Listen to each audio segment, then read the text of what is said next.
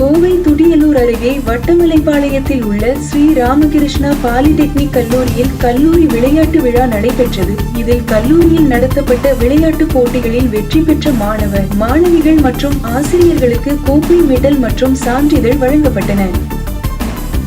கோவை துடியலூர் அருகே வட்டமலைப்பாளையத்தில் உள்ள ஸ்ரீ ராமகிருஷ்ணா பாலிடெக்னிக் கல்லூரியில் கல்லூரி விளையாட்டு விழா கல்லூரி கலையரங்கில் நடைபெற்றது. இவ்விழாவில் கல்லூரி மாணவிகளுக்கான பல்வேறு விளையாட்டு போட்டிகள் நடைபெற்றன.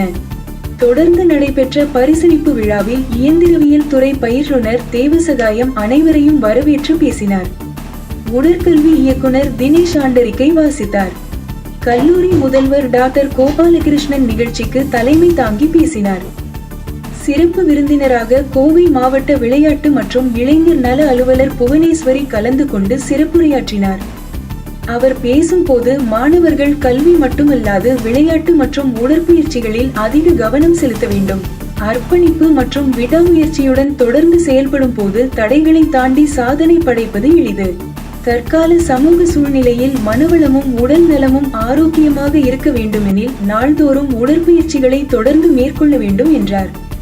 இதனைத் தொடர்ந்து இக்கல்வியாண்டில் நீலம், பச்சை, மஞ்சள் மற்றும் சிவப்பு என 4 அணிகளாக பிரிக்கப்பட்டு நடத்தப்பட்ட விளையாட்டு போட்டிகளில் 100 மீட்டர், 200 மீட்டர், 400 மீட்டர் மற்றும் தொடர் ஓட்டம், நீளம் தாண்டுதல், குண்டு எறிதல், ஈட்டி எறிதல், பூப்பந்து, கைப்பந்து, கால்பந்து, மேசைப்பந்து, கிரிக்கெட், கேரம் மற்றும் கபடி ஆகிய போட்டிகள் நடைபெற்றன.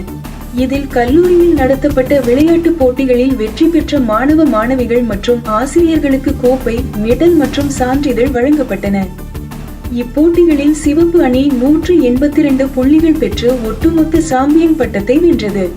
முதலாம் ஆண்டு மாணவர் பிரிவில் இயந்திரவியல் துறை மாணவர் விஷால் மற்றும் மாணவியர் பிரிவில் கம்யூனிகேஷன் அண்ட் கம்ப்யூட்டர் நெட்வொர்க்கிங் துறை மாணவி வர்ஷாஸ்ரீ ஆகியோர் தனிநபர் சாம்பியன் பட்டத்தை வென்றனர். இந்நிகழ்ச்சியின் இறுதியாக 3ஆம் ஆண்டு கட்டிடவியல் துறை மாணவி ரிதன்யா நன்றி கூறினார்.